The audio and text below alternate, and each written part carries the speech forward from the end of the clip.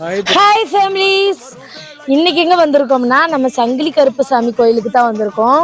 இது எங்க இருக்குன்னு தெரிஞ்சுக்கணும்னா நம்ம தேனி பவி விளாக்ஸா ஃபாலோ பண்ணிக்கோங்க.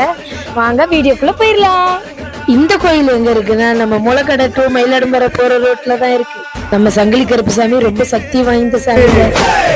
கண்ணு ரெண்டும் உருட்டிக்கிட்டு நெஞ்சா தூக்கி நிமித்திக்கிட்டு மண்ணை ஓங்கி மிதிச்சுக்கிட்டு முன்னும் பின்னும் பார்த்து